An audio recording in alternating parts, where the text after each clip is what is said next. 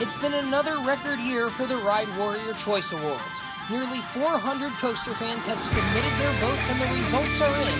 The top 32 wood and 32 steel roller coasters as voted by you, the fans, have been decided. And now it's time to reveal which rides will battle it out for the title of champion. Last year, the highly anticipated Lightning Rod from Dollywood took home the wood coaster crown in its opening year, while Expedition G-Force from Germany's Holiday Park pulled off the upset over Fury 325 for the steel coaster title. Will these two rides be able to defend their crowns, or will new champions be crowned in 2017? It's time for you to decide who you think will come out on top. It's the Thrilling 32 Selection Show, and it starts right now on this very special episode of COASTER-net Uncut. Throughout time, roller coasters have come and gone. Only some become legends for their intensity and thrills. Each and every year, coaster fans like you venture to the parks, searching for that one special ride that stands out above the rest. You submitted your rankings, and now it's time to reveal the group of elite roller coasters that you have voted as the best of the best. COASTER-net Uncut is proud to present the 2018 Thrilling 32.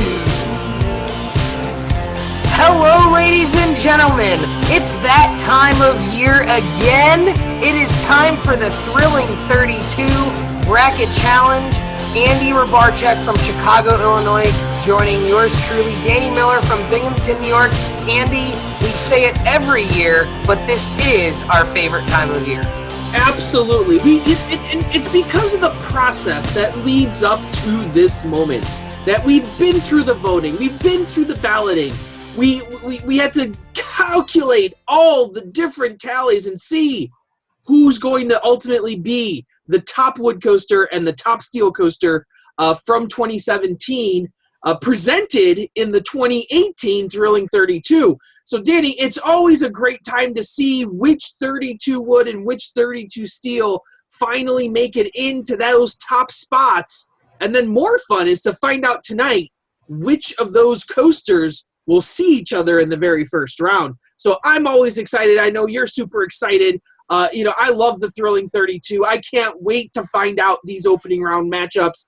And then, and as always, I got to take my own notes here. I got to figure out, where things are going to go. Like you saw on the last show, we also know that my good friend, my very, very good friend, Arthur Poor, friend of the show, taking notes tonight. So we'll see how he does as well. Arthur Poor looking to defend his title this year. And I'll tell you what, Andy, would you say you and I have seen the brackets as they are that we're going to reveal here in just a few moments?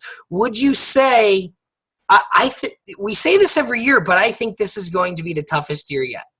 Well, you know what? It's not going to get any easier here. And the reason why it's not going to get any easier, because you as much as we say, look to the history, that we have this beautiful new website, ridewarriorchoiceawards.weebly.com, that you can actually go and see all the previous winners from the past few years in the top 50 in its entirety. You can see all of that. So sometimes more information is not always useful, because you begin to second guess yourself. You begin to doubt what you may feel is the right choice in these rounds. I know our good friend, Rob Dole, always talks about how he feels that he would have to take hours of research watching previous year's videos and watching the previous round and looking at trends and trying to figure it out, and he never wins. In fact, I think 2 years ago he was towards the bottom of the pile. He did much better last year. But it's funny because history can be a great teacher, but I think the thing to remember is, again, we're always getting new voters and we're always getting different voters. Again, we almost doubled the number of voters this year from last year. So even though we have a lot of the same people voting, we have a whole bunch of new people voting, and we have some different people voting, which is going to give you a little bit of shifting here and there. And that's the beauty of the Ride Warrior Choice Awards, is that anyone can vote, and we're constantly growing with more voters every year and new voters every year. So we're getting a larger sample every year, a larger group voting, which means as you get more people to vote, the answers are going to change a little bit. So you're going to see a lot of the same coasters that we've seen in previous years, the perennial favorites, as we like to call them, the rides that you always seem to be seeing making deep runs. But you're also going to see a lot of new rides, maybe not just new rides that opened up this past year, but new rides that have never been in the Thrilling 32 before. Maybe they didn't have enough riders to meet the minimum requirement, or maybe these are rides that people are finally getting out to ride and are realizing are great rides, and it's finally pushing them up into the group. So I don't know that there's anything more to say, really. So to just break down what's going on here, we're going to show you two brackets. As every year, first we're going to go through the wood bracket and then through the steel bracket. Each of those two brackets have 32 roller coasters in them. And those 32 roller coasters are the top 32 wood and the top 32 steel roller coasters as voted by you, the voters, from the Ride Warrior Choice Awards. And we took those 32 wood and 32 steel, we randomized them and then placed them into a bracket.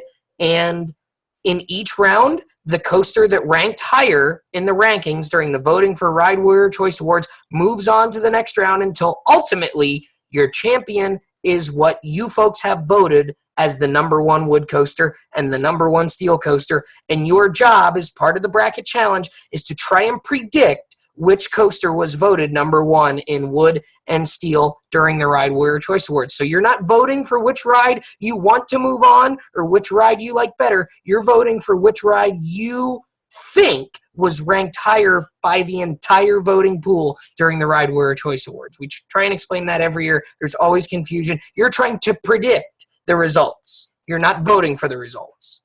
Absolutely. So, Danny, let's move on to, like you said, we always do the wood bracket first, or as I like to call them, the future RMC hybrids of the world. the junior varsity in your mind here.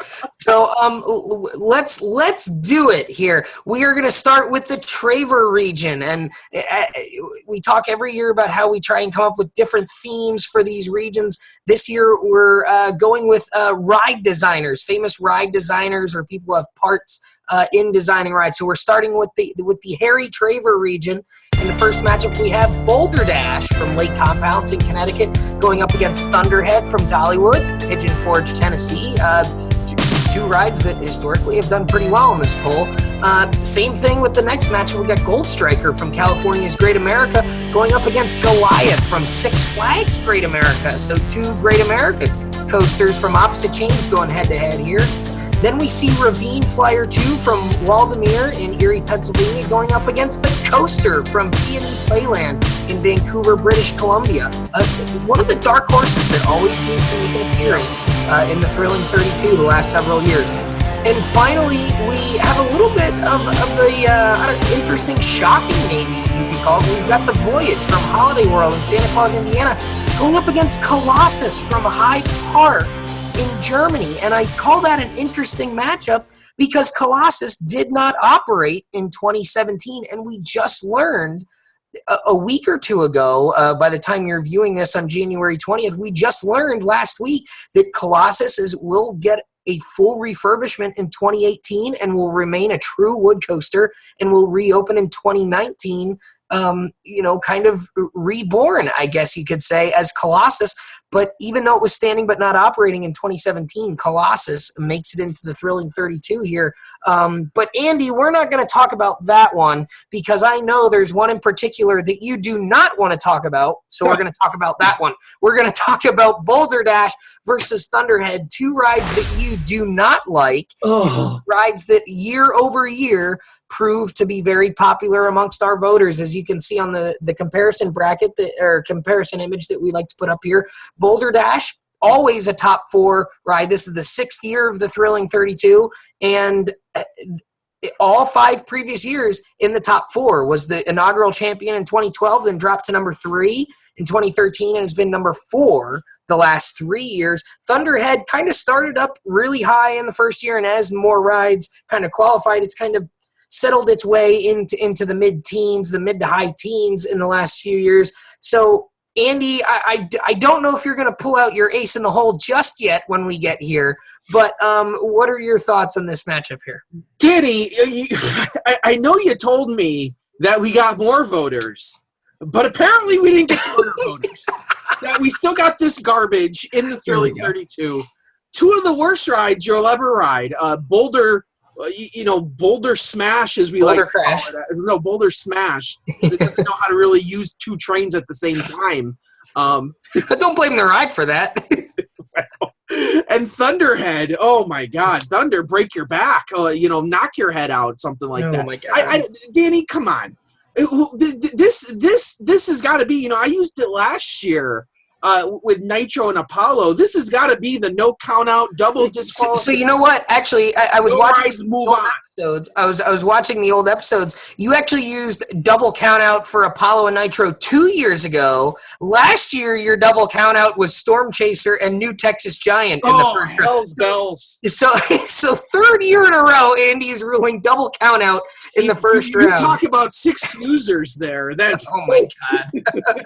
So it's historically Thunderhead and Boulder Dash has kind of been hanging in there at a top five spot. Thunderhead has been trending down maybe a little bit, although we did hear that maybe some track work being done to Thunderhead prior to this season. So I don't know. This will be interesting to see where this one ends up. This is a major. Who cares? Seriously. All right. It's basically who are these two rides going to lose to in the next round? well, and you know what? I'm kind of glad you said that because we always talk about in both of these brackets, there always seems to be one region that kind of has a lot of dark horses and a lot of rides that you're maybe not so sure about. And then you always seem to have one region where there's a ton of heavy hitters. I mean, Boulder Dash, year over year, always a top 10 ride. Thunderhead, a very strong, top 10, top 12 historically in this poll. Gold Striker, a historically top 10 ride. Goliath, historically top 10 ride. Ravine Flyer, historically top 10 ride. Voyage, historically top 3 ride. Colossus, in the years it's qualified, has been a top 10 ride. You could argue that 7 of the 8 coasters in this region are in the top 10. Yeah, you can. To me, you can just pencil in. You can pencil in Voyage to the end there. You can just pencil it in. Just figure out who's going to win the other matchups. You can just pencil in Voyage. Reach in the Final Four. There you heard it, Danny Miller. I'm coming out with a proclamation. Voyage, Final Four. You heard it here first. Well, there we go. We've got an early guarantee from Andy Rabarchak. So I can tell you're probably ready to move on to the next round, huh? Yeah, absolutely. All right, let's do it. All right, so we're going to move on to the next region here, and it's the Danny Miller. The John Miller region, the second region, the Thrilling 32. I was wondering there. I'm like, what's going on here? Yeah, right. So now here we see a little bit more of your maybe your small park rides here. We see Tremors from Silverwood in Idaho going up against Troy, that big GCI coaster over there in the Netherlands at Overland. Troy making an appearance in the Thrilling 32 for the very first time. Then we've got Wildfire from Sweden's Kolmarden Wildlife Park. Wow. Very nice to see Wildfire jumping in here. Going up against Mystic Timbers from Kings Island. Far and away on a lot of people's accounts as the best roller coaster of 2017. Then we see Ghost Rider from Knott's Berry Farm going up against Prowler from Worlds of Fun. 2 rides that you, Andy Rabarchak, are very fond of.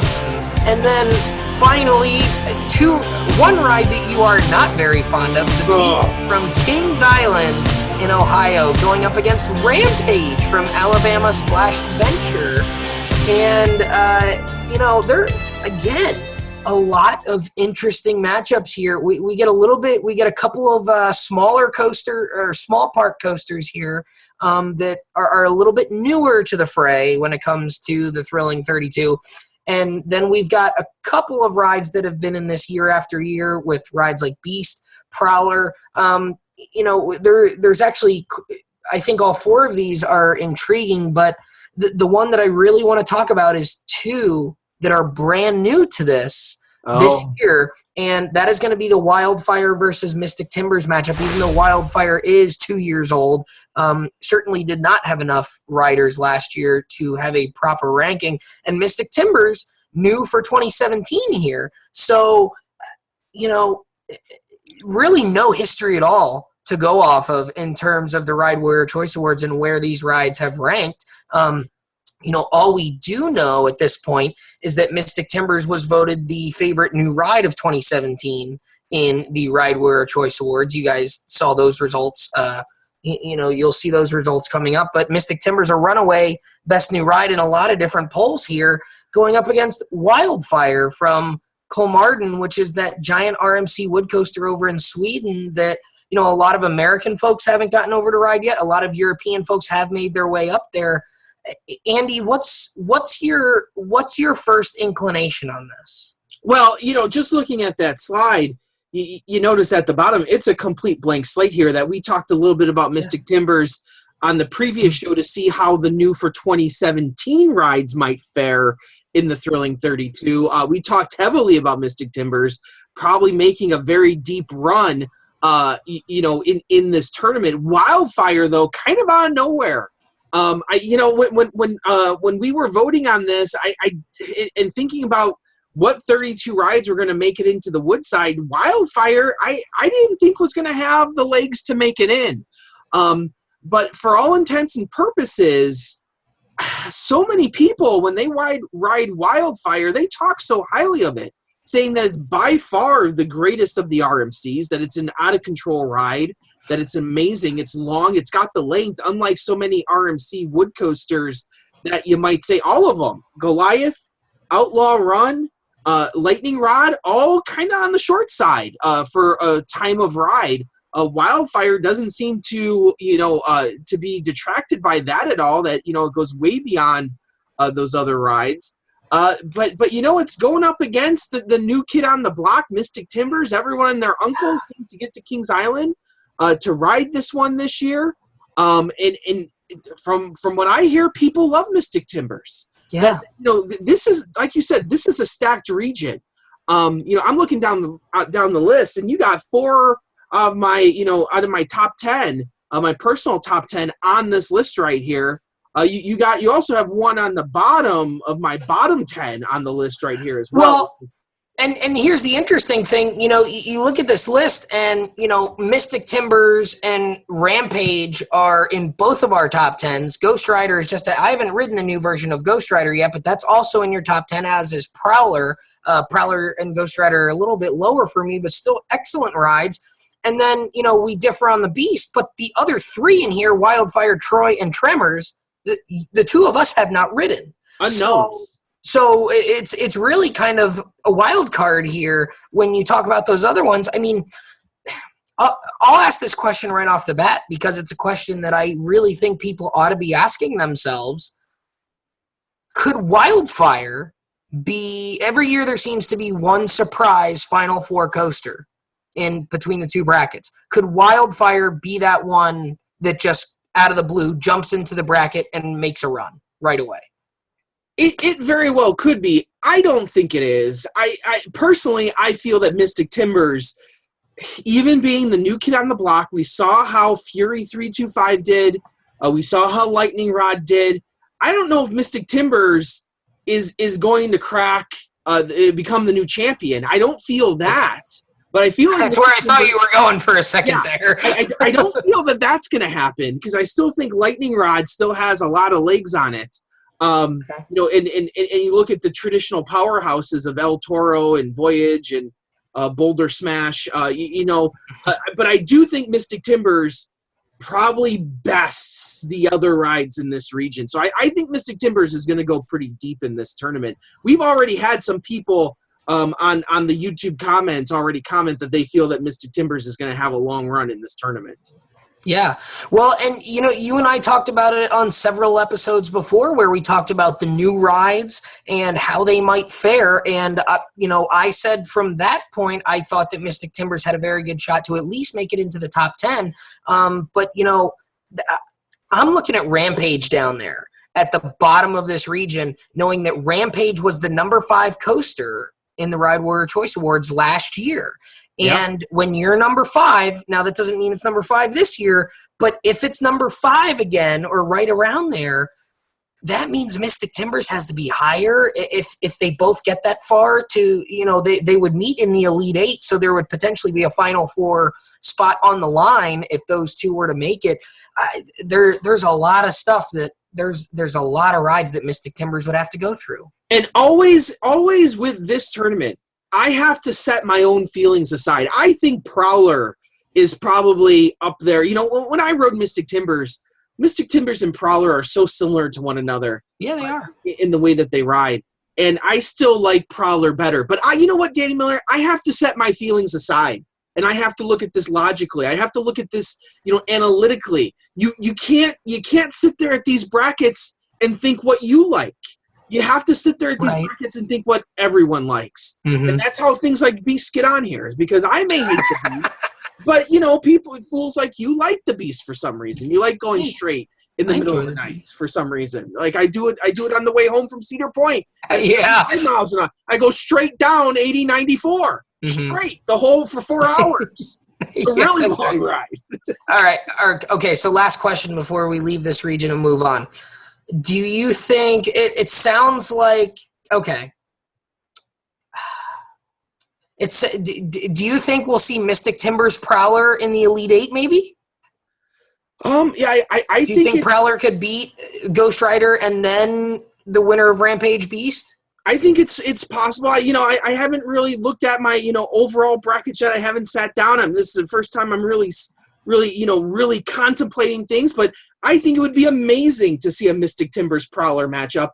Okay. But I do know Prowler traditionally in this tournament doesn't fare too well too. It has two power.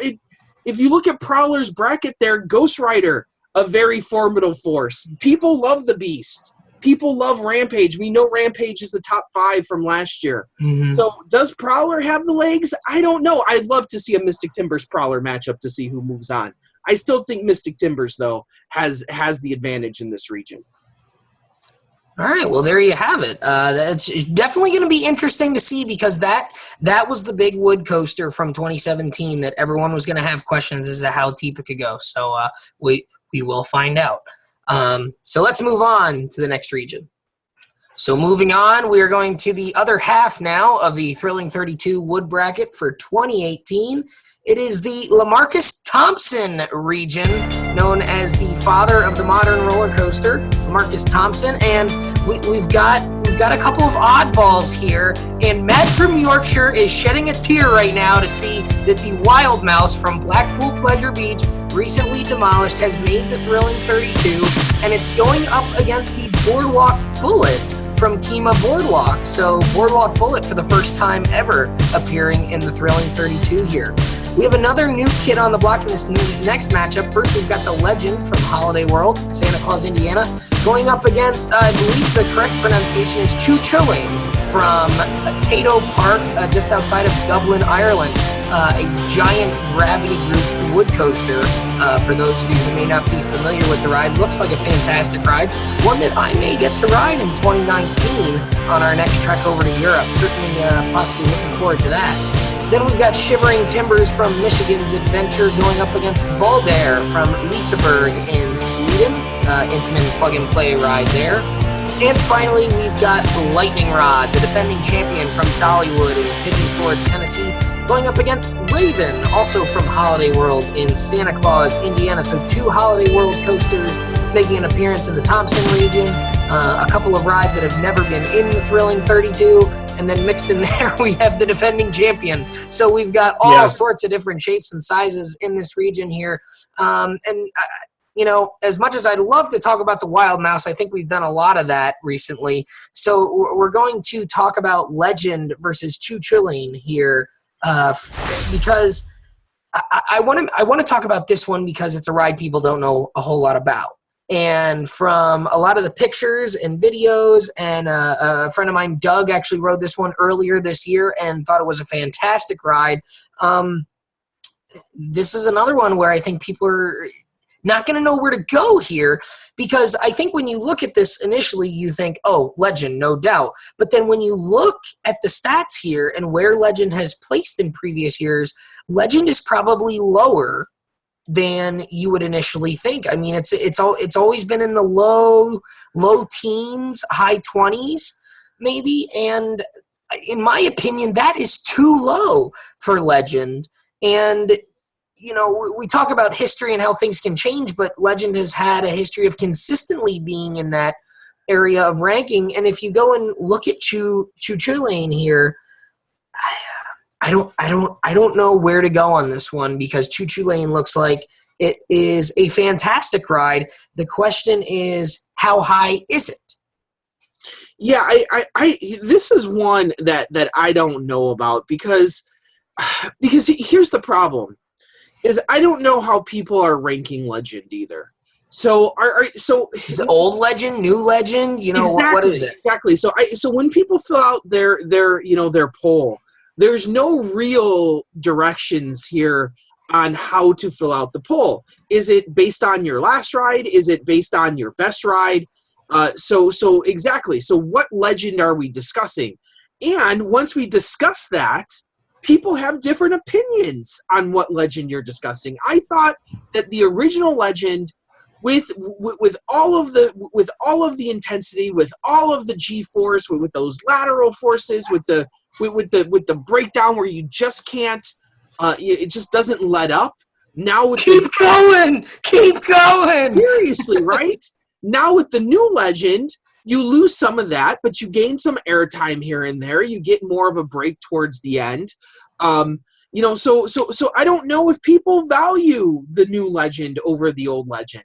Me personally, I value the old Legend, and I think our historical rankings here are a little bit low.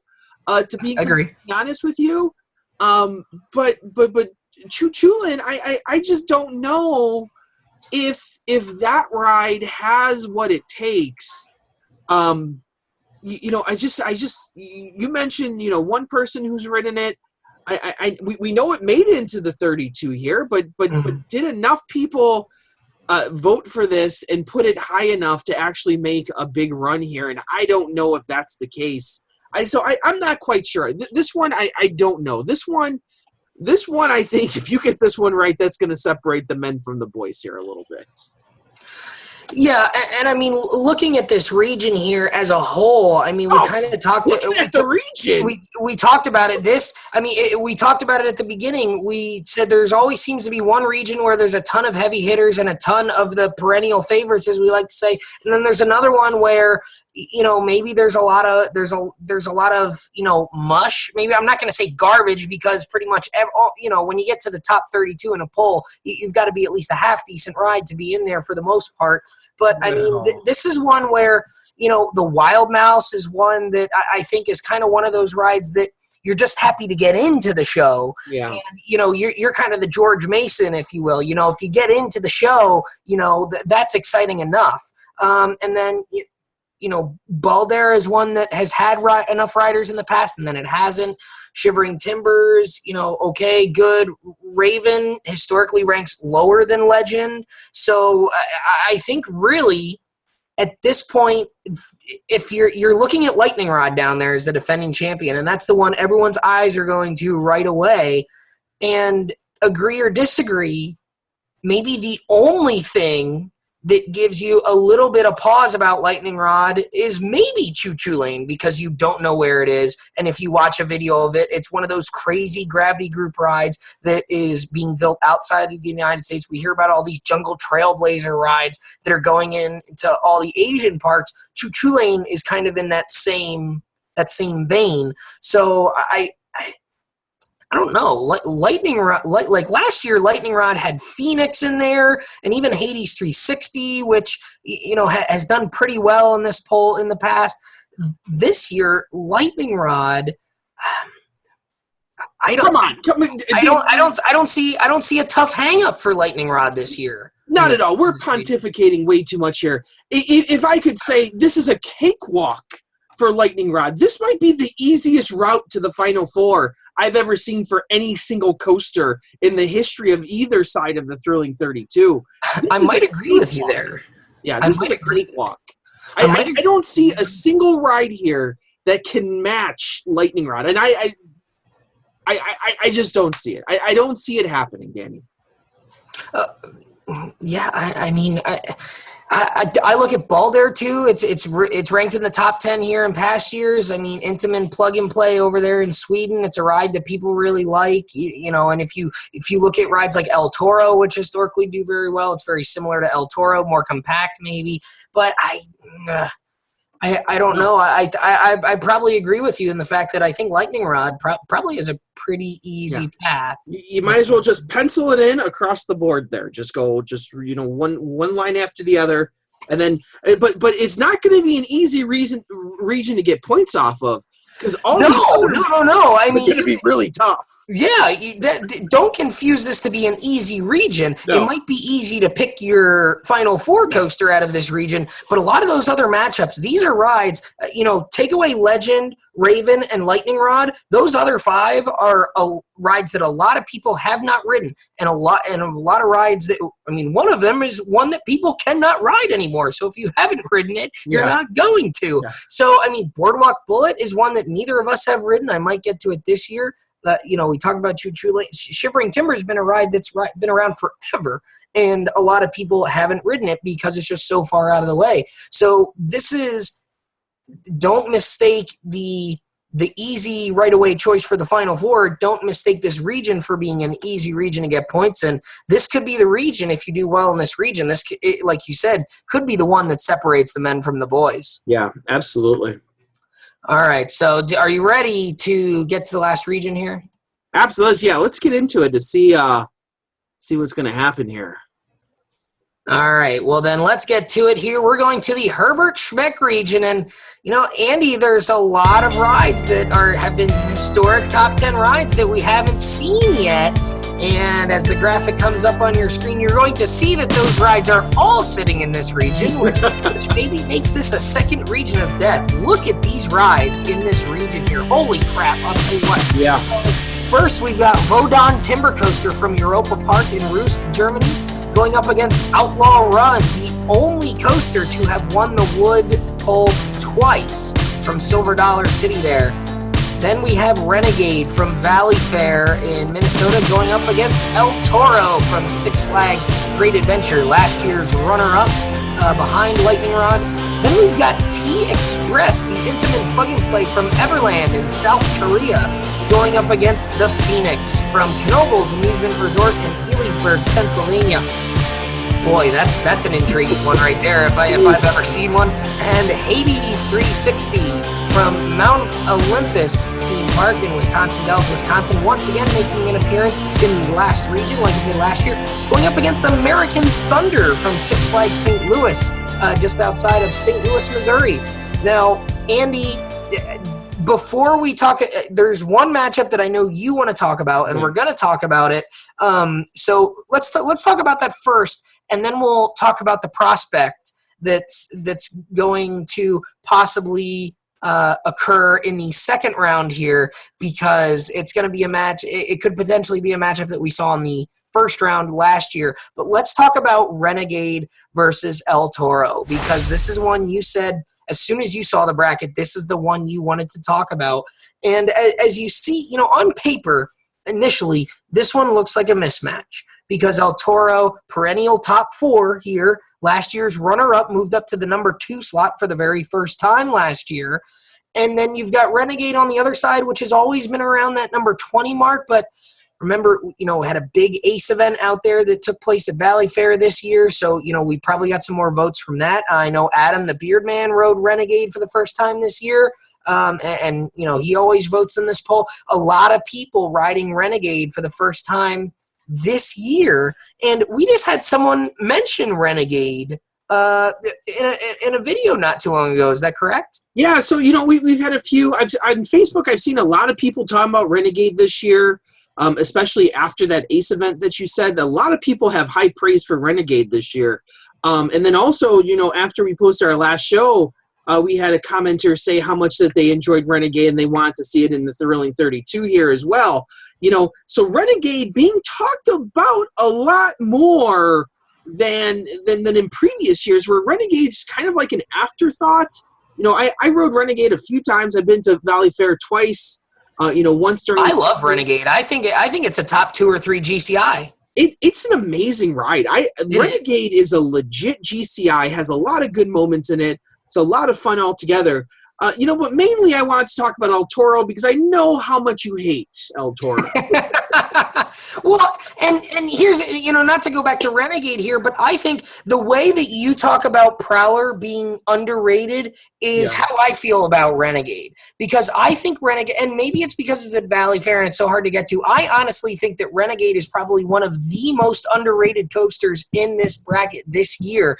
And I think it's, I don't know if it's going to beat El Toro, but looking at the bracket here, Renegade, I think, has gotten a real sour draw here because I think Renegade is worthy of being at least an Elite 8 coaster. The question is, does it beat El Toro, number one? And then you've got either Vodon or Outlaw Run waiting for it in the second round, which brings me to my next point. Last year, we made such a big deal about the first round matchup, El Toro versus Outlaw Run. This year, we have the prospect of seeing a rematch of that in the second round should both of them move on. So, we're not going to get ahead of ourselves here, but and then you've got Phoenix in the other side going up against T-Express, which historically is a ride that has done very well in other polls in the past, provided it gets the number of ridership. This is one where you've got 4 or 5 coasters that could be legit Final Four contenders. And like you said, T-Express has always done well in the Hawker poll. And we are right there at the numbers that the Hawker poll used to have. So when we say 386, Hawker maybe had a couple, maybe 50 more at most. No one really knows for sure. I don't know. I don't know if there was an exact number on that. Anyway, T-Express, like you said, is one that might do well here now that we have those same number of voters. Outlaw Run, but Danny. The bottom line, as always, is don't overthink stuff. Don't overthink stuff. El Toro, the reason why I want to talk about it, always does well in this poll. People more so. Danny, I can't even tell you the amount. Hold on. I have to jump in here. What about Outlaw Run? Is there no chance that Outlaw Run? Last year we had the lightning rod effect where Outlaw Run dropped a little bit, but. Like Outlaw Run, again, it's a ride that more people that I know a lot of people got to Silver Dollar City for the first time this year and rode Outlaw Run and loved it. Is there not a chance that Outlaw Run could be the runaway Final Four here? There's a chance. I personally like Outlaw Run better than El Toro. I do too. But when I go on YouTube and we posted that story about just the possibility that El Toro would be would become a hybrid. The amount of hate mail I received is it is taller than if I stacked it up. Danny, the East Coast loves El Toro. There are people that will get into heated debates with you and possibly shoot you like Han Solo did to Greedo in A New Hope very first if you even suggest that El Toro isn't the best roller coaster, wood coaster in the world. I just think that the overwhelming support for El Toro is why we see it do well in this poll. We see it perennially do well, and it's got to be a contender for number one. It's never reached the pinnacle, right? It's never been number one. Never won. It's never made the mountaintop. Outlaw Run has won twice. Has won twice. It's the only ride to win more than once. Hey, I'm not disagreeing with you here. I'm just telling you. Are you saying El Toro shot first? I'm saying El Toro shot first. Okay. I have one more question. Going to shoot first and take Outlaw Run down again. And even though the rest of this is like you said, this is a tough region. Okay, I got one more question before we get to the steel coasters, and I'll just ask my question and let you go. Is Phoenix in trouble? in the first round for the first Phoenix time? could be in trouble. Phoenix could very well be in trouble. T-Express, once again, it's the Chuchulin factor. It's we've seen a number of these new foreign rides come in. Because of all the new voters coming in as well, we're getting more experienced voters. So it's not only the fact that we're getting voters from England and Europe and Asia, we're also getting voters, recently that have been to a number of different places around the world. China, Australia, Japan, Spain, India. We saw people who've been to some weird parks over in the Middle East, Yeah. that we don't even know about, I guess, So Phoenix might be in trouble here. Phoenix you're breaking my heart. Off the legs. The problem is I really, really enjoy Phoenix, and you know how much I dislike Knoebels as a whole. So for me to say I enjoy Phoenix is really saying something. I personally don't think T-Express has what it takes to overtake Phoenix, but I think that's one that you're going to have to sit See, there and you're really scaring me because a lot of times you're wrong when we talk about stuff like this. All right. Well, notice the list of Rabarchek has not returned this year. So. No, because you picked Kumba to upset Millennium Force last year in the first round, and we saw how that wound up. Millennium Force being a top 5 ride. The last I heard, the list of Rabarchek's out in Japan wrestling some bum named Kenny out there or something. I don't know. That's right. So, so there you have it. You've got the Thrilling 32 wood coaster bracket. There's a couple things that I'll ask you this question right after I kind of mentioned one thing. We talked about the possibility of Mind Blower making it in. No Mind Blower. No Mind Blower. So it'll be interesting to see when we get to the championship game in about 2 months from now how close Mind Blower was to getting into Thrilling 32, if it was close at all, and no Invader. Now, Invader is one that I said I did not think was going to get in. Mind Blower was one that I said had a lot of good votes and a lot of low votes, and I wasn't sure how that would play out in the algorithm. Obviously not good enough to get into the Thrilling 32. We'll see where exactly it ended up when we get to the final show. But, that's one that I thought would get in and did not. So that being said, any surprising omissions on your side of things? Your Georgia Cyclone prediction not coming true here. No. But on the other end, your prediction of the Great Escape Comet falling out, that did come true. I predicted Wooden Warrior would fall out, and it did. And I also thought that Troy would get in, and it did in that second region there. So any glaring omissions from your side of things here? The one glaring omission that I see, and there's only one, and maybe if you've watched the Thrilling 32 before, you're going to be like, wait, what the hell? Because I've kind of railed on this ride in the past in the Thrilling 32, and that is the Cyclone at One Coney Island Luna Park.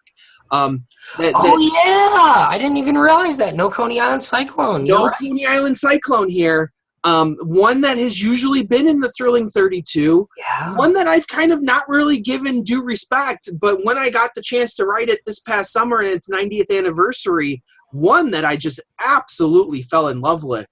So I'm a little surprised that the Coney Island Cyclone fell out. You can start naming rides, I guess. You can start naming, stuff that's always been in. Things like Lightning Racer, things like White Lightning's not here, things like Kentucky. Yeah. All these rides are missing from this, but I think it's because we have all these new entrants into the Thrilling 32 from around the world that this has truly become a worldwide spectacle. And now we have a 32 list here that is more, representative of that worldwide audience. Yeah, I mean, look at the new rides that are getting in for the very first time. I mean, in the U.S., you see a ride like Boardwalk Bullet getting in, but we see the Wild Mouse coming back in. We see the coaster from P&E coming back in. We see Choo Choo Lane. We see T-Express. We see Wildfire. We see, Troy in for the first time. We've got a lot of new wood coasters in the bracket for the very first time this year. So, like you said, some of those American favorites that have always been on the lower end are going to fall out. So you're not seeing your Lightning Racers, your Wooden Warriors, your Coney Island Cyclones, which I think is deserving of being in the Thrilling 32 here, but, not in. So I'm glad you brought that one up. That is not one that I realized had missed out this year. But we will hopefully see where most of those rides ranked when we get to the championship show coming up in March. So any final thoughts before we get to the varsity, as you like to say? Once we get to the main event here, but in this one, I told you what my final four is here, and I don't think there's a whole lot of discussion, but to win the Thrilling 32 bracket challenge, it's not just about picking the final four. That's a big deal. It's not about picking the winner. That's a big deal too. But it's not only about that.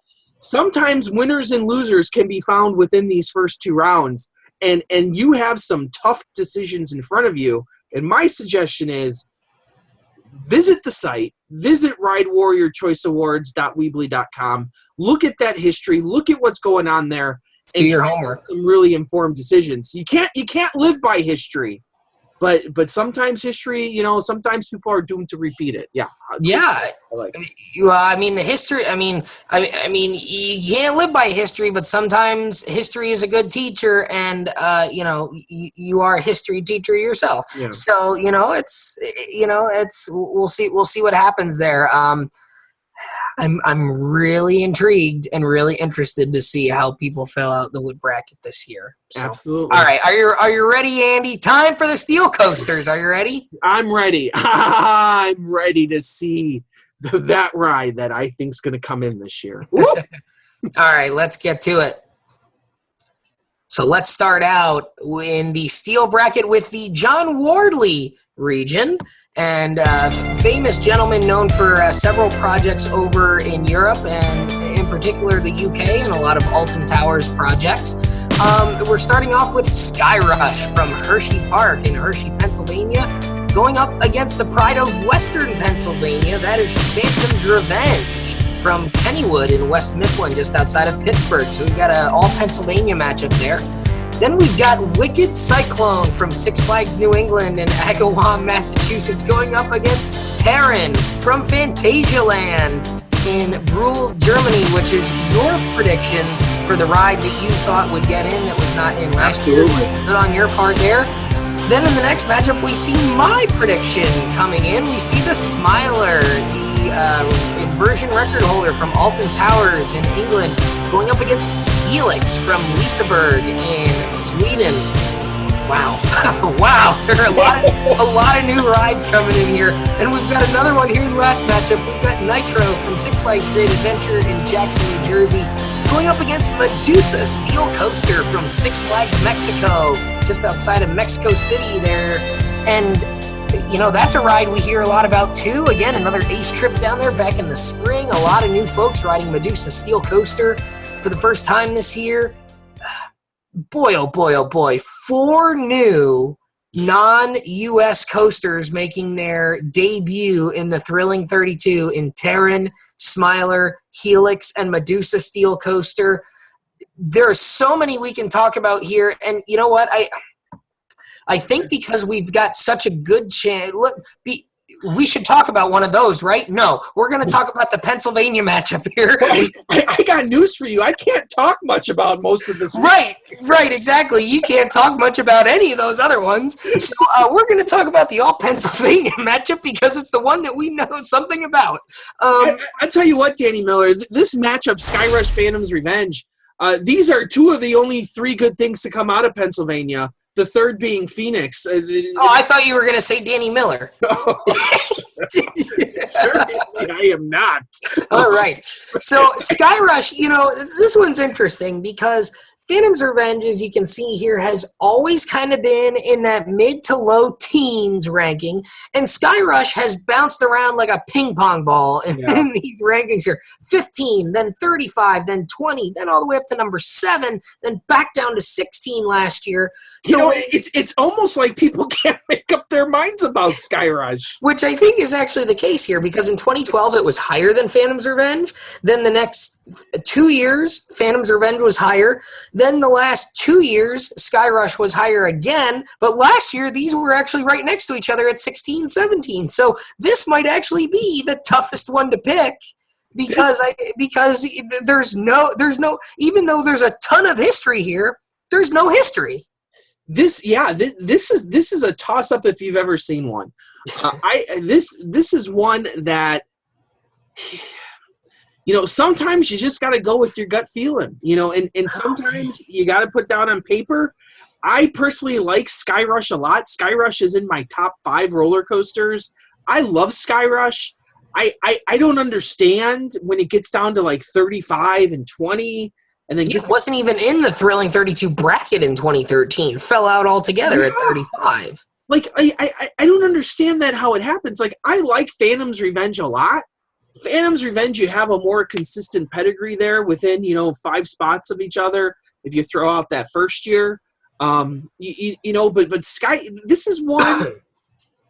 Is this Skyrush's year to finally make a move? Like, do we have the voting pool to support this ride, or is it going to drop back down? And here's why it's interesting you bring that up here, because here's the thing: we know the history of Fury doing very well. We know the history of like Intimidator 305, Leviathan, Superman the ride at Six Flags New England, all those past champions.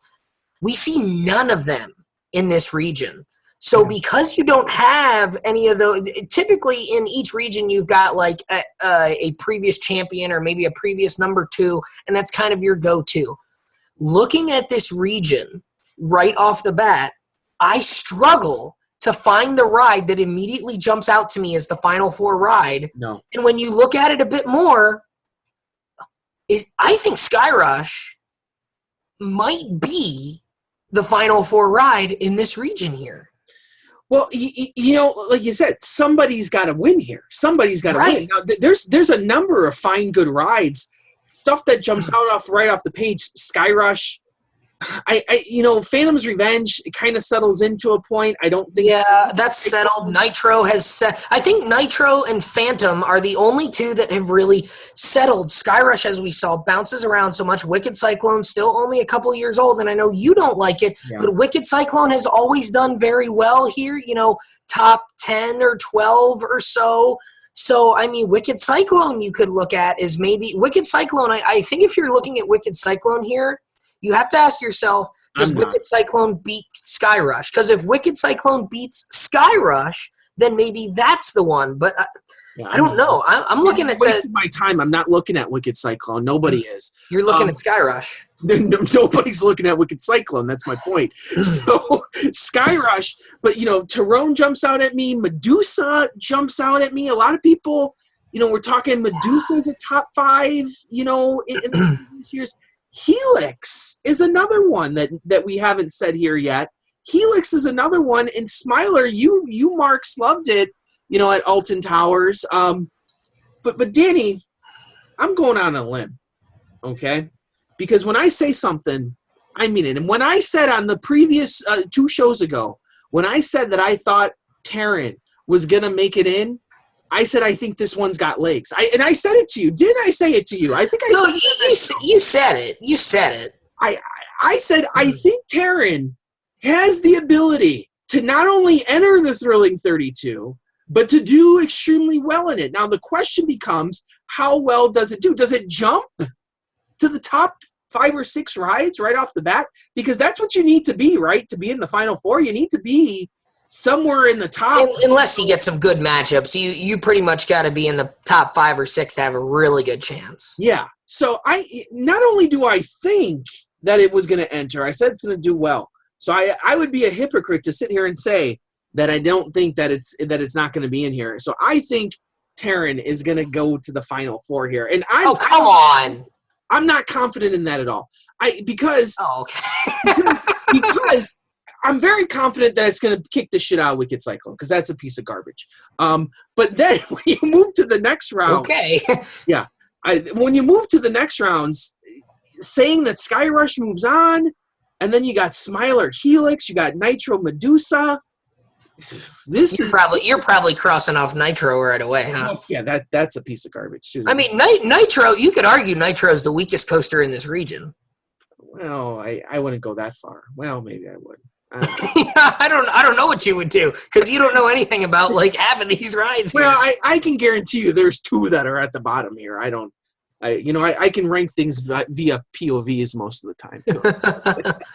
All right. Well, this is certainly going to shake out to be that's a tough round. This is going to be a tough one for the folks. So many rides that you don't know a whole lot about here. Yeah. So let's move on to the next region. All right, so we're moving on to the Ron Toomer region here. It's not a Toomer! It's not a Toomer! I'm glad we both came up with that at the same time. So, in the Toomer region, we have the battle of the big coaster brethren north of the border. We've got Behemoth versus Leviathan, an all Canada's Wonderland battle. How about that? Then we've got Storm Chaser from Kentucky Kingdom going up against Goliath from Six Flags Over Georgia, down there just north of Atlanta. Then we've got Mako from SeaWorld Orlando in Orlando, Florida, going up against the defending champion Expedition G-Force from Germany's Holiday Park. And finally, we've got 2 European rides that are making their debut in the Thrilling 32. We've got Schwarzkopf from Hansa Park, which is in northern Germany there, and Goliath from Walibi Holland. And, that's the one we're going to talk about here because we've got absolutely no knowledge of either of these two. Of course. In terms, aside from just seeing pictures and whatnot. Goliath from Walibi Holland, you'll see the image there where it's blue and black. But this is one that a lot of folks might know from Roller Coaster Tycoon 2. Because anyone who played Roller Coaster Tycoon 2 knows that the Six Flags parks were in that game. And this was at the time where Six Flags actually owned Walibi Holland, and it was Six Flags Holland. And you'll know Goliath as the green and pink Intamin hypercoaster known as Goliath from that game. So that's what ride this is. Schwarzkopf is from Hansa Park there in Germany. This is one of the Gerschlauer Infinity coasters. It's got a really large vertical drop inside of a tower, sort of like a Cannibal out there at Lagoon. And it's got some really nifty elements. If you watch a POV or look at some pictures, you see the one on the screen here, a really crazy looking no inversion Cobra Roll sea serpent type thing there. Really, really just a strange looking ride, but one that our European voters raved about. I don't know where to go in terms of which one's going to go higher here. I mean, Goliath has always been a favorite for quite some time over there, and Schwarzkopf is one of these new kids on the block, sort of like Terran, I think, that a lot of people have ranked highly. What are your thoughts on this one here, aside from not having any? I have no thoughts on this, Danny Miller. I have no idea. I'll be completely honest with you. I've never even seen a POV of either one of these 2 rides. I may or may not have just learned of Tour des Carnan. You're insulting so many of our viewers right now. Well, that's what I do best. And guess what? That's not going to stop in this region, Danny Miller. That's not going to stop at all. Oh, boy. Here we go. All right. Go ahead. Go on your Storm Chaser rant. Go ahead. Talk about how Goliath's going to beat it and how... What type of fools voted for Storm Chaser to be in the top 32 of anything besides the top 32 most overrated rides in the history of the world? Danny Miller, if this thing moves on, anyone who picks this to move on to the Final Four can just delete me from their Facebook accounts, block me, get rid of me, because I don't want to know. I believe last year you said, lose my name, lose my number. Absolutely. I don't want to know you, okay? Because I'm tired of this. And don't, please, I've already gotten... Andy, did you ride it with the new wheels? I've already gotten 4 text messages about it. About the new wheels. The show. Already got 4. And this show's not even live yet. People telepathically know when you talk about Storm Chaser and the first thing they talk about is wheels. I don't give a crap about wheels, Danny Miller. Mm-hmm. I can't believe that we are sitting here in the year 2018 and still talking about this garbage. I thought we were done with this last year. I thought we got new intelligent voters. How does this happen? How does this happen? Well, it's nearly 400 voters have spoken. They think Storm Chaser is one of the top 32, and I'll tell you what, that Behemoth Leviathan matchup is certainly a heavy hitter one. I think the winner of that one has potential to go very, very deep here. And the other one that I like here, the other one that I like personally, I think Mako. I think Mako, and I know you're not a huge Mako fan, but I'm telling you, all I hear is people raving about Mako and how much they love it. I think Mako, if you were to pick a dark horse out of this region, I think Mako might be the sleeper here. Are you out of your mind, Danny Miller? Maybe I am, but I hear a whole heck of a lot of people talking about how great Mako is. What do we always hear? What do we always say? We say to be the man, you've got to beat the man. And Expedition G-Force, currently as we stand here today, is the man. And I got news for you. Mako ain't the man to beat Expedition G-Force. It's got a chance to. It's meeting in the first round. But I'm looking at this region, Danny Miller. I don't see a viable contender for Expedition G-Force. This is the champion. This is come on, Leviathan, former champion. Come on. 5 last year. Knocked it off. What'd you say? I wasn't listening. I was talking. Yeah, I know. Leviathan, former champion, perennial, long-time top 5 coaster in this poll. No one even remembers Leviathan. Leviathan's a thing of the past. I don't even think. I'm not saying it's going to win, but no one even remembers the coaster still even standing at Canada's Wonderland. Oh, come on. Expedition G-Force, this is the champ. The champ is here, as they say. The champ is right there. And I don't know if it's going to be the champ again, but it definitely is going to go into the Final Four. Like, come on. Okay. All right. Well, that having been said, and it's funny, we talked about every other ride in this region except for the one that we put the graphic up on. That's right. Have comments in the comment section and talk to each other about it. I don't know. All right. Are you ready to get to the last 2 regions here? Well, I'm still waiting on a name, Danny Miller. And there's going to be hell to pay soon here, I think. Okay, let's move on. So moving on, we're going to the Werner Stengel region, and it is only appropriate that the region named for probably the most prolific roller coaster designer ever have probably the most prolific collection of roller coasters ever assembled in the Thrilling 32. Look at this region, for God's sake. Iron Rattler from Six Flags Fiesta, Texas, going up against Nemesis from Alton Towers. Then we've got X2 from Six Flags Magic Mountain going up against Intimidator 305 from King's Dominion. We've got Superman the Ride from Six Flags New England in Massachusetts going up against Goliath from La Ronde in Montreal, Quebec, Canada. And then the battle to end all battles. The Battle of Cedar Point.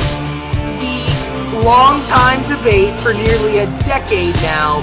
Maverick versus Millennium Force, 2 top 5 rides last year. Intimidator 305, also a top 5 ride last year. Nemesis number 6 last year.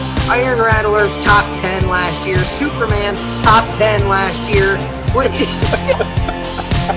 All hell has broke loose in the Werner Stengel region because we've got 6 rides. We've got 7 rides out of the 8 here, all except for Goliath from La Ronde, that at one point have been a top 10 coaster. And I think Iron Rattler, Nemesis, Intimidator, Superman, Maverick, and Millennium Force, 6 of the 8 have been in the Final Four in a previous year. This is the ultimate region of death in our 6 years doing the Thrilling 32. We've talked about regions of death before. This is the region of death. This is the biggest region of death we've ever had. Good luck, folks. I don't know. I don't know. I'm spelled. Where do you even start? Well, you start by eliminating Goliath at La Ronde, I think. And that's about all. That's about as far as you get before you're done. That's about as far as you can go on this list and say. I'll tell you what. That one's probably Wait a minute. Goliath, how did Goliath, I like Goliath at Laurent. Well, I don't even know how that one got in here, to be completely honest. I feel like that's a typo. But, It broke the 32. I don't know how it broke the 32. Mind you, I want to point out this fact. This is by far the most Goliaths we've ever had in the combined Thrilling 32 ever. So we've had quite a few. We got Goliath at Laurent, Goliath at Over Georgia, Goliath at Great America, Goliath at Wallaby Holland. Yeah, we've got quite a few Goliaths here. So you may want to pick your Goliaths wisely. Yeah. Now, okay. So Andy, there's no question as to what we're talking about here. It's got to be Maverick versus Millennium Force, because as you see the graphic go up here, a few years ago, this might have been an easy pick back in the first couple years. But the last 2 years, Maverick has been just a hair higher. And last year, as I mentioned, both top 5 rides, number 4 and number 5, we almost saw them meet in the Final Four. If Millennium Force would have taken care of business in the Elite Eight, we did not see it. And then unexpectedly, we are treated to Maverick versus Millennium Force in the very first round this year. Is this the most compelling matchup we've ever had in the Thrilling 32? Well, Danny, if it's not, I don't know what is. This is the age-old debate that you, if you want to set Cedar Point fanboys on fire, this is the one you start. You can lose friends over this debate. You can maybe even have deaths associated to this debate. But this is the one that people look at, and I'm just looking at the numbers here, because you know what, I once again, you got to set your feelings aside, Danny. You have to set them aside here, and I'm looking at Maverick. And I see Maverick on an upward climb. I see Maverick. And that's something we called a few years ago with those soft restraints. We said Maverick would have an uptick, and it's happened. And by golly, did it. So you look at 14, then 15, then 19, a little off year. Then it gets those 13, soft restraints. But then 4. Last year. I don't think maybe one of the most unexpected things and happiest things to happen in last year's Thrilling 32 is that jump for Maverick to finally be in the Final Four. Millennium, perennial favorite in there. Just one little off year, an anomaly year in 2015 where it dropped to 17. But you notice something here, Danny Miller? Millennium Force, never in the Final Four.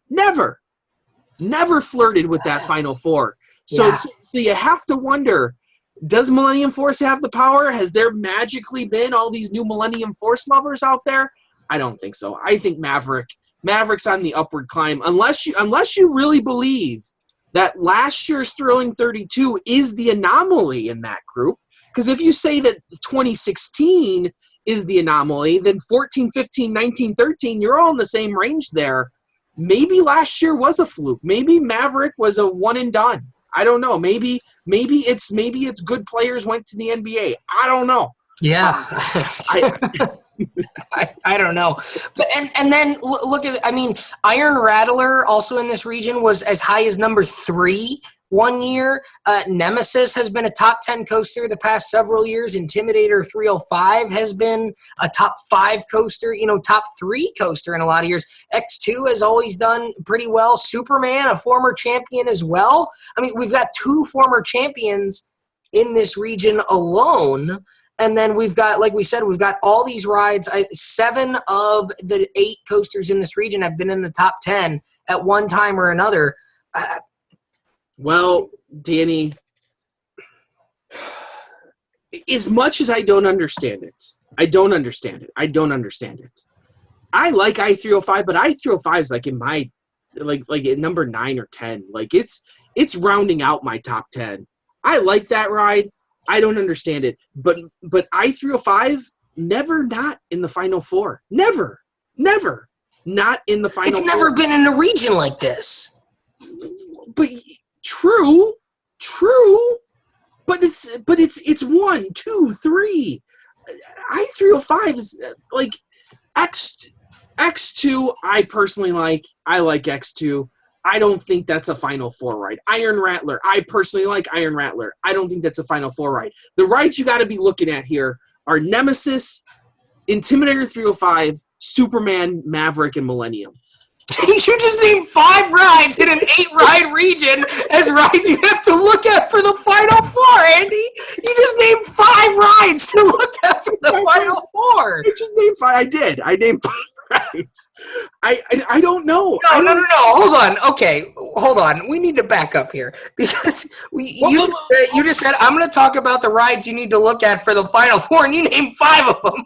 Dude, I got numbers here. So you could create a Final Four out of this region by yourself. No, absolutely. If you created, someone's going to get screwed here. I'm not contesting that. But I'm looking at my own numbers. Now, you can run your own numbers and put them on nice little slides. I got all my numbers right here. These are the numbers. So I'm looking at Superman here. Superman, last year, I'm looking at Superman we doing too well.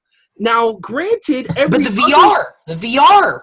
We said last year because last year Superman dropped like 4 or 5 spots, and we said that may have to do with the VR because a lot of people rode it for the first time last year after the conversion to the VR, and a lot of we saw it last year where so many people, when we talked about favorite VR roller coaster, people wrote in the fact that they hated VR, and we said that might have a negative effect on Superman last year, and I think it did.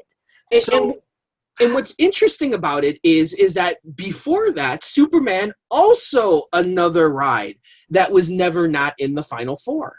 Or in at least, I don't know about the Final Four, but in the top 4. Right. The top 4 at the end of all, when everything's said and done. Obviously, things get bounced here and there, early on. But and a former champion. One of the 2 former champions in here. Nemesis, when I look at Nemesis is a hard one to judge. It really is.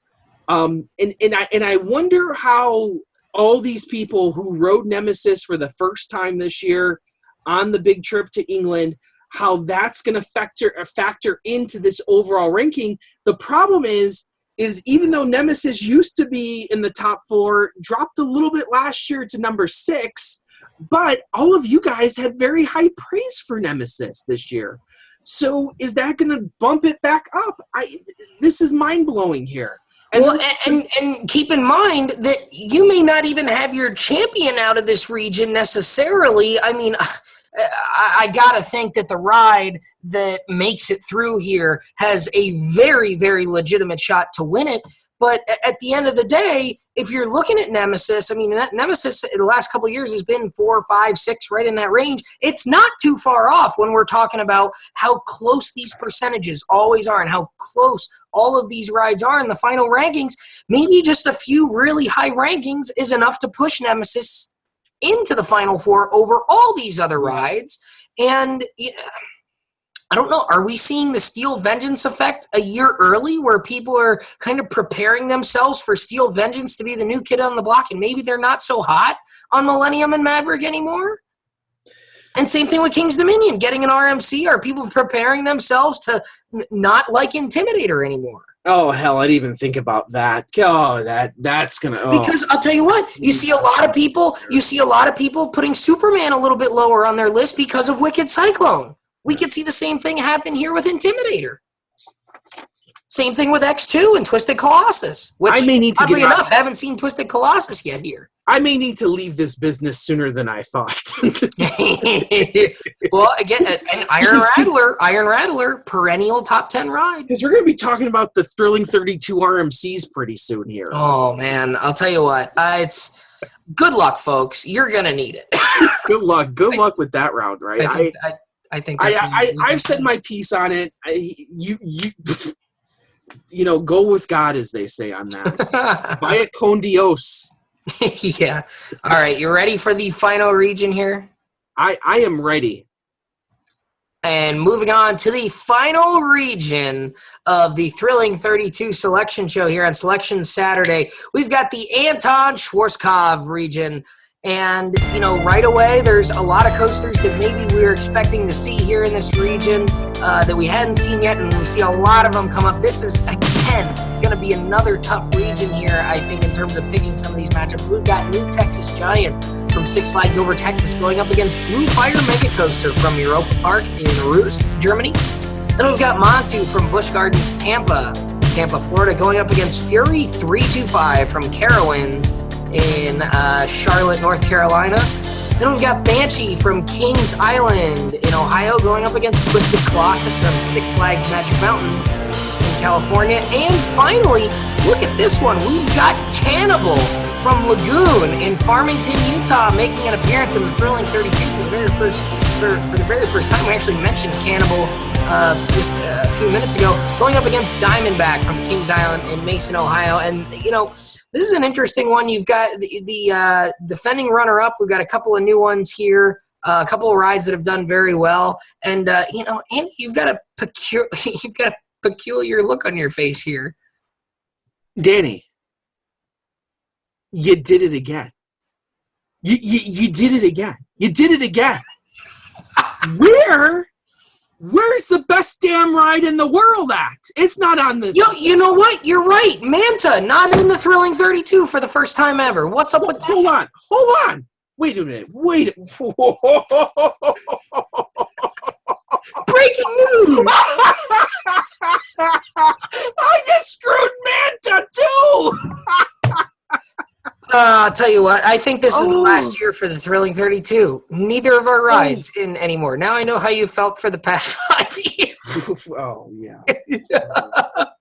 I got news for you. This is nonsense. Our voters don't know what the hell they're doing. Well, at least it took you an hour and a half tonight, and it took you 5 years to finally come to that conclusion. Thank you. Okay. All right. You know what? We've got some good matchups here. I don't really think there's a bad matchup here. But there's a lot of rides that we've seen year over year here. So let's talk about the matchup with the one ride that's new to the fray here this year. Let's talk about Cannibal and Diamondback, because these are two rides that both of us have ridden. As you can see on your screen here, Cannibal, no history here for the first time meeting the minimum rider requirement and making it to the Thrilling 32. That is quite the feat, because you know what? We talked a little bit about Monster at Adventureland and the possibility of that one making it into the Thrilling 32, and we don't see it, but we see Cannibal here. That might be, to me, maybe more shocking that Cannibal indeed, because we were talking up Monster, even privately, we were talking up Monster, and we kind of just assumed Monster was going to make it into the 32. Cannibal never really made it onto our radars all that much. So the fact that Cannibal gets in and Monster does not, I think, is even more of a shock here. But it's got a formidable opponent here against Diamondback. Diamondback, here's the thing. I like Cannibal a lot. It was a fine ride. It's got a beautiful first drop. That second element on the ride, another amazing element. But after that, to me, Cannibal was a whole lot of nothing. So I don't know. I like Cannibal. I rank it in my top 30s.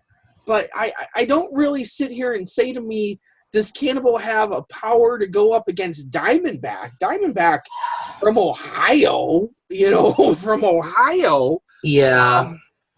Diamondback, I love Diamondback. And maybe my only argument against Diamondback is maybe there's too many B&M hypers, and maybe people have soured on all of them. Yeah. And sometimes, let me say this, sometimes people like the new hotness too. But not a lot of people have gotten out there. Like I look at Cannibal in here, and I wonder if that's one of those rides that it's like, well, enough people rode it to get it in, but does it really have enough to really sustain itself for a couple rounds here? I don't know. I think this is kind of again, sort of like the Wild Mouse. I think this is sort of like the George Mason, where it's like you're absolutely ecstatic to get into the show, and then it's like once you get in there, it's like a 16 seed going up against a 1 seed, and it's just like, well, I'm just happy to be here, and at least I got here. But I don't know if I see the upset going on there. No, Diamondback's a strong coaster, and like I was saying, maybe Mako's taken over for Diamondback. I don't think so. I don't rank any of the B&M hypers as high as I do Diamondback. Diamondback's still. I still think it's one of the better ones. The what? I still think it's one of the better ones. I think it's the best one of all the B&M hypers. I don't think there's a B&M Hyper that is better than Diamondback. It is the best of its class there. In Cannibal, putting these two up next to each other, Cannibal doesn't really hold much weight to me. I mean, the only thing in common between these two is the fact that they are the exact same color. I mean, their track and supports are literally the exact same colors, and then that's pretty much where the similarities stop. Yeah. I mean, one's built by the most prolific steel coaster designer in the world. The other one was built in-house. One is, hyper coaster, lots of airtime and simple hills, and the other one has some crazy drops and elements not seen on any other coaster. One's at a big corporate theme park chain, and the other one's at this, hole in the wall, not so small park that's just out in the middle of nowhere, though. I mean, there's really nothing to compare these two rides on in terms of which one's going to move on. No, I don't think, once again, I think you got to go to the history on that one. And Diamondback's always been a ride that's been doing fairly well in our poll. Even though it's slipping, like you saw on the slide, Diamondback definitely slipping the last few years. It's on a spiral downward. So, take that for what you will. I don't know. But Danny, come on. Looking at this entire region. Yeah, I know where you're going. Is there not a clear victor here? What ride here is challenging Fury 325? Go ask your Amazon Alexa what the best roller coaster is. Yeah. It's a simple answer. She'll tell you what the answer is, and you should probably fill that in on your bracket as well. Well, and the only one that maybe pops out as me as a bit of a challenger, knowing that Fury dropped a little bit last year, is Twisted Colossus, because Twisted Colossus did extremely well its first 2 years. And, top 10 both years, right? No. Or was it top 10 one of those? It was like 7 one of those years. It was 6 and 13. So 6 in 2015 okay. and then 13 in 2016. I don't know. I like Twisted Colossus. I have it in my, right around my 20s somewhere. But to put Twisted Colossus and Fury in the same sentence, come on, that's just stupid. No, I agree with you. I'm just saying, what about the voters? I don't know. And the tricky thing with Twisted Colossus is, as you get more voters from the West Coast, that's one that tends to be at the top of their list, because they don't, Twisted Colossus was the first RMC that they really had out there, so that's the one that everyone naturally gravitates towards. They got Joker more recently, which we don't see Joker in this year yet either. No. That's been around for 2 years now. Danny, if we haven't seen it yet, we aren't going to see it at all. Well, no, I mean, like, we in the first 2 years we haven't seen it. No, I know we're done here, so we don't see it this year, which means in its first 2 years we haven't seen it crack the top 32. So, I mean, that's again, is that the Twisted Colossus effect there, where people love Twisted Colossus and there's nothing as good as riding something like that for the first time? I don't know. So I don't know if Twisted Colossus gets past Banshee, to be honest with you. Really? Well, Banshee's always a strong ride. Let me go look at my sheet here and see. Maybe I'm wrong about that. I mean, Banshee's always been strong. It was strong in its opening couple years for sure. Yeah, and then it kind of dropped. So I don't know, but Twisted Colossus, I don't know if I'm sold on that ride, but we'll see. Okay. Well, so there we have it. There's your your thrilling 32 steel coasters. And we talked about how I predicted Smiler would get in. You predicted Terran would get in. Both of those getting in. I predicted Tatsu would fall out, which it did. And you, to, kind of strike back at me for all those years of screwing Raptor, you predicted Apollo's Chariot would drop out, and... Delete! Gone! Goodbye! So, I'll eat crow on that one. Apollo's Chariot not making it in. We'll see where it ranks. That was a real heartbreaker to all of us, Danny. It really yeah, I know it was. So, any glaring omissions here? I can think of maybe one that hasn't come up yet. That maybe we talked about Monster a little bit. We talked about Manta, which has always been in there. We talked about Apollo, which dropped out. We talked about Tatsu, which dropped out. I think there's 2 or 3 here that dropped out that I want to mention. I mean, well, the one for me that I almost didn't expect it to be in. I know where you're going. It's one that I've come to love over the last few years that I actually moved up a lot higher on my personal rankings this year, and that is one Kumba. Yep. Kumba I think is a ride that I understand. I get people don't like Kumba. It's a head knocker. But I'll tell you what. If you get a good ride at Kumba at night, man, sit in that front row at night. There's nothing like it.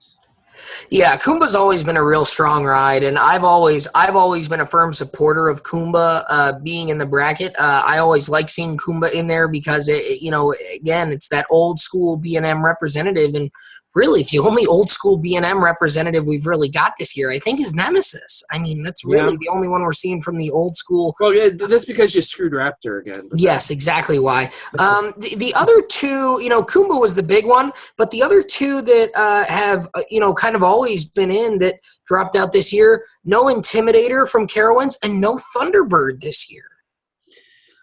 That is true. And well, I tell you what. Thunderbird to me is almost more surprising than Kumba because I think that's one generally people like more. Thunderbird has always been a really strong coaster. Let me go look up some numbers for you. Well, it's been on the hairy edge, but it's been on the edge. It's been 29 the first year, 28 the second year. I don't know why people aren't ranking Thunderbird a lot higher. It's by far the best wing rider. It's by far one of the best launches anywhere on any coaster. I never understood why Thunderbird's not higher. Is it they don't like the wing coaster concept? I don't know. I can't explain that. Have people not been out to Holiday World to ride this thing? No, I don't think that's the issue at all. I think maybe, we talked about it with the Wood where we saw we talked about it with the Wood where you saw 4 or 5 new rides getting in for the first time this year, and something's got to drop out, which is why you're seeing Chaser. Well, and that one doesn't, but we saw like Helix, Smiler, Terran, Medusa, Goliath at Wallaby. We saw Goliath at La Ronde work its way back in there, which is kind of a surprise to me. We saw Schferd this Garden make its way in there. So we had to have a lot of rides drop out. Your Intimidators, your Kumbas, your Apollos, your Thunderbirds, your Mantas. Those are the rides that I don't think it should be that shocking that those are some of the rides that dropped out because those were always the rides that were kind of in that bottom 7 or 8 in. So it shouldn't be a surprise that those are the rides that are starting. You know what? Somebody needs to run in 2020 on the Make American Coasters Great Again platform because something's wrong here, Danny Miller. I don't know. We don't have Lisa Berg-Bonnen. Well, that was a real shock to me not to see that one on this list. Yeah, spoiler alert, not in the top 50 either. Yeah. So yeah. I was surely shocked not to see what the hell is Lisa Berg-Bonnen. One of the greatest lines ever spoken on this show.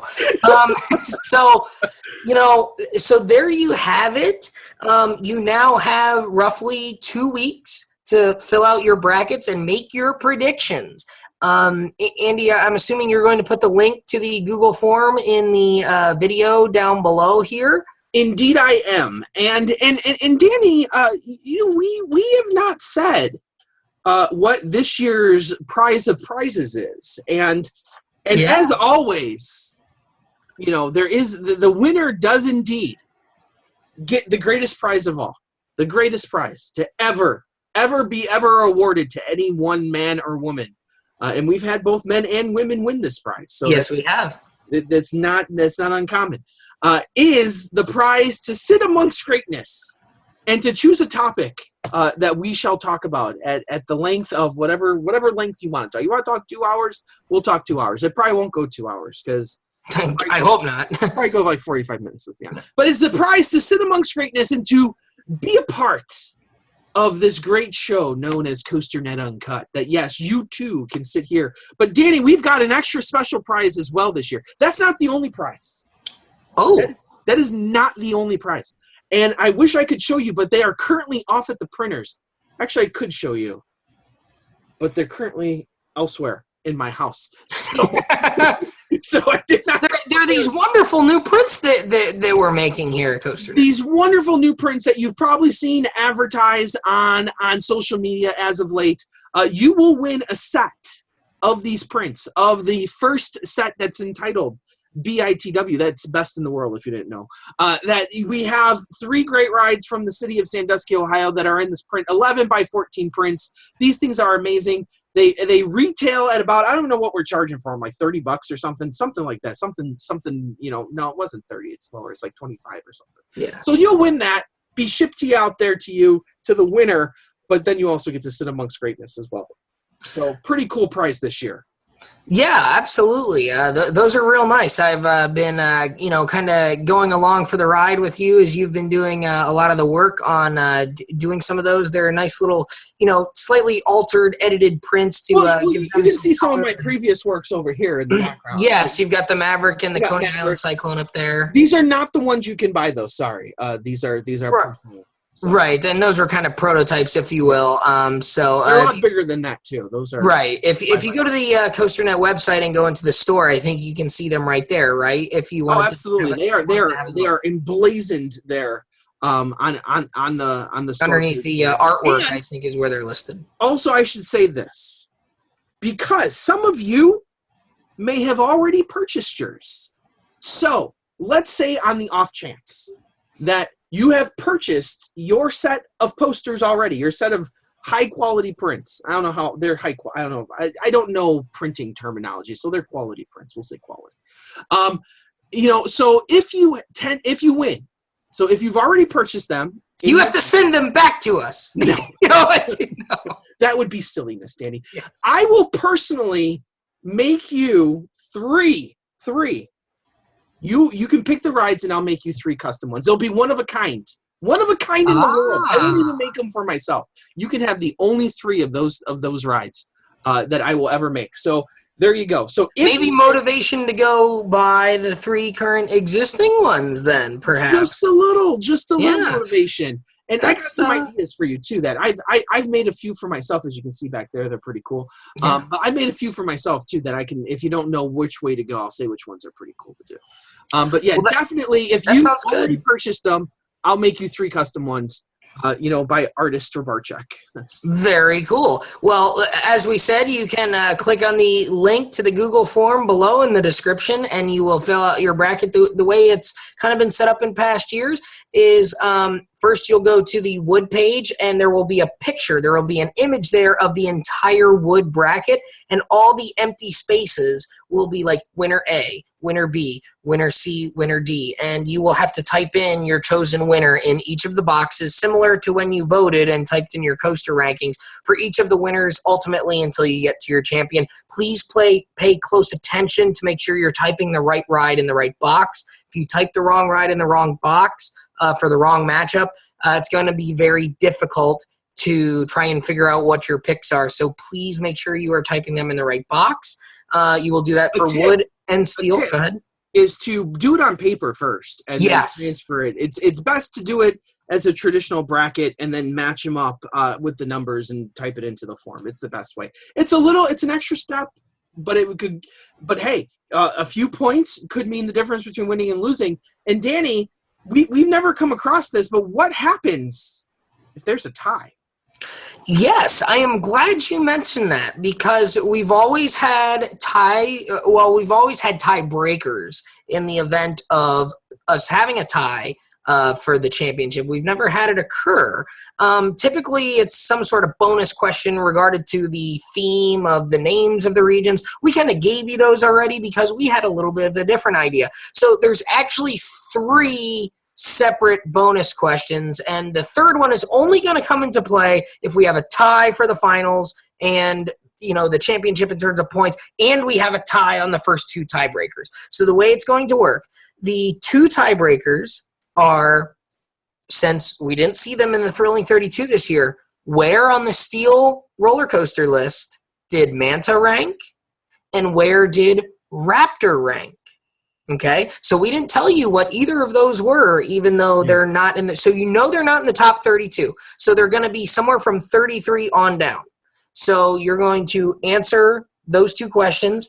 And how do we want to do this? Do we want to do the person with the closest combined when we do the subtraction of the difference of the two? Whoever has the lowest number. So let's say Manta was, I don't know, 41, and say Raptor was 40, or 40, we'll say 40 just to entertain 33. you. Or yeah, sure, 33. And the total difference in their number, we'll go with the lowest difference. In the event that is a tie, then we will come into play with this third question, which will only factor in the case of a double tie. What was the mistake made during last year's Thrilling 32? Okay, there was a mistake made during last year's Thrilling 32. There was one mistake. As far as I know, in the 6 years we've been doing this, the only mistake ever been made in the history. There's a mistake every year. The mistake every year is Raptor not being in the 30. Well, right. But we can just assume that that's not it. Right. So we're going to keep it general. We're going to keep it general because if we give you too much detail, it makes it very, very obvious. So what was the mistake made during last year's Thrilling 32? And again, that's only going to come into play if we have a tie in the tiebreaker as well. So, but it'll be interesting to see if anyone caught the mistake last year. So, and we'll talk about it, I'm sure, at the end of the championship, even if it doesn't come into play. Maybe we'll talk about it. But if you want to fill out a bracket and have the chance to win those awesome prints, or maybe 3 custom prints by Mr. Rabarchak, and the chance to sit amongst greatness, click on the link to the Google form down in the description and have a go at trying to fill out a bracket and predict what the #1 wood and the #1 steel roller coaster in this year's Ride Warrior Choice Awards was from the almost 400 voters we had this year. It might sound easy, it might look easy, but when you start to fill out those brackets, you're going to learn very quickly what other folks have for years. That it's not that easy, folks. We've never had, in the 5 previous years of doing this, I don't think we've ever had. I think we've had one person ever get both the wood and the steel coaster correct. I think that was Eli 2 years ago. Last year, nobody had the steel right.